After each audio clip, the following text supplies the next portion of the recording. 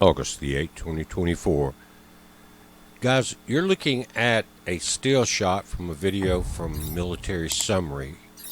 This guy's European and he does a lot of good work, comes in and gives you really accurate updates of the communications he's getting on what's happening in the conflict between Russia and NATO. You can't really say Ukraine, that's kind of been out of the picture for quite a while, but that's what the news will say. But it is Russia against NATO.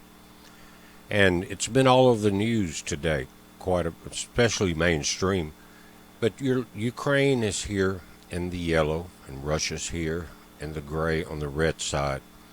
If you back this out, you'll realize what a small area this is. But again, it's the mainstream attempting to say that Russia's being pulled back. But guys, if you've ever studied the art of war, you would know what was going on. As soon as I saw this today, I immediately knew what Russia was doing.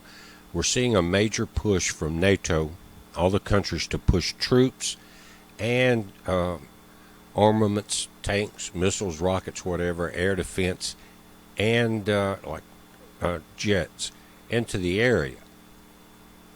And Russia said, when you do that, we're going to play by your rules. If you're going to put them in there, we're going to take them out. Now, regardless of whose side you're on, that has nothing to do with this video. But there's a lot coming in this next few months, or next few days, possibly between here and Israel. Just saying. But what you're seeing here in this section right here, this is green, this is Ukraine again, this gray area is Russia. But in this darker green is the area to where they're saying that, I hate to say it, but they're saying Ukraine, but NATO is pushing into here and pushing Russia back. Again, classic, even not only art of war, but even in the Roman troops, the Greek troops, you create a weak spot or what appears to be a weak spot. The enemy rushes in there thinking they got you on the run, and then you come in and collapse it. But the sad part about it, again, these are NATO troops, and many may be American troops and Canadian troops from all over the world, guys, Europe also. But this is the big deal on news right here. Now, in the yellow and blue areas, that's Ukraine. And the red, white, and blue, these are Russian troops. But again, they backed up. Let Ukraine push a lot of stuff in there. Ukraine, in some mentality, I don't know if it had anything to do with high heels running the show, but they sensed that Russia was weak in this spot. Russia knew it. They let it appear to be that way. So now they're pushing in armaments from all over the world into this one spot. Now, a little closer look at what's going on. Again, kind of the yellow-green is Ukraine. This area used to be Ukraine. Now, this is the area that Russia has. I guarantee you what they've done is a left jab fake with a right hook coming.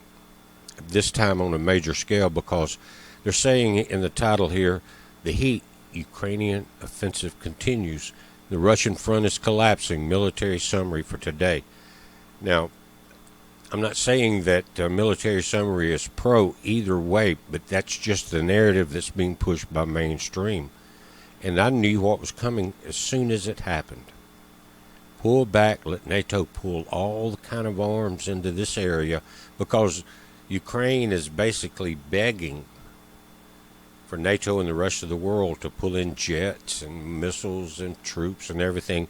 But Ukraine has been out of troops and armament for a long time. So again, NATO is a correct term, but who leads NATO? And guys, as I said, this was a trap. This came out later after that report. This is War News 247.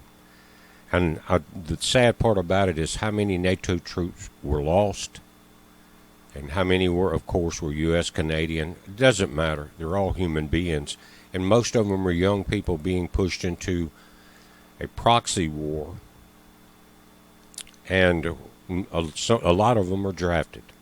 But this says this afternoon, the crisis and curse deepens. That's the area I was showing you in the map that Ukraine has pushed into. The Ukrainians advance towards the E-38 highway and create 2 lines of defense. That was that push on both sides. The Russians respond with carpet bombing, fierce battles, and heavy losses. It was a trap. Now, I don't know what's wrong with the military in NATO and the West. I don't know if it's over wokeness or is it just an excuse to destroy mankind and to push us into greater and greater destruction in the end times. But again, I knew it was a trap. Anybody that knows the power of Russia and how they have basically controlled the war in Ukraine, guys, I think they could have ended it in a week. Then they would have had to deal with NATO in the West from then on. They could have took Ukraine right away. But by doing it this way, they have depleted NATO in the West, not only the military armaments, but a lot of manpower. And they have also created a situation in the public eye that this war is not really winnable under the current conditions. You got China there, you got Iran, North Korea on the side of Russia. But they came in here, guys, and took them out. I'll show you a couple of images. I'm not going to show you the video, but I will link to this site. This thing is far from over, and there's a lot of chess being played, and the West is really the one getting played, not chess. Now, as I read this, again, I think there is some, in the lower ranks of the military, some pretty naive people, but I think in the top, the leaders, they know exactly what they're doing, and there's a lot of sacrifice going on.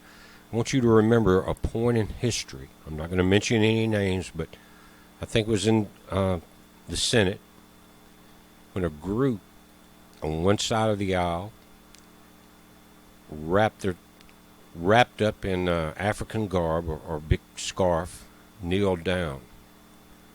And you look at who just stopped a lot of things going on in the U.S. as far as prisoner swaps and the release of prisoners. Just, you know who I'm talking about, but I think that's who's in control. But here it says the security crisis in Kursk is growing as Ukrainian troops continue to advance despite their losses. Ukraine placed under control 27 settlements in the Kursk region, with the depth of the Ukrainian invasion reaching in some places as much as 30 kilometers. Now, guys, I saw some of the pictures, and you can see them here, I think. It may not be in this video, but maybe it is. I'm not going to play them. But it looks like a lot of the villages that they overtook had already been bombed out long before this point. Again, even in any military in the world, I don't know how this is happening at West Point or the people in charge, whatever it is, other than the fact that they are leading us to destruction. But guys, I'm not going to play these videos. I'm going to link you to this article, though. But it's showing Ukrainian armored column. Again, there's not much Ukrainian left in this battle, guys, to be honest with you. NATO armored column getting obliterated by a Russian Iskander strike in the Kursk region. It was all a setup to draw them in. But I will link to it, and there's more than just this video, guys. I don't want to show them and get a copyright on my channel right now. But we're watching this. You watch it. Be aware of what the mainstream is telling you. Also be aware that what's happening in some places has a lot more to do with a spiritual battle than it is a physical battle. But we're seeing both in this situation. It's a heads up. Be safe.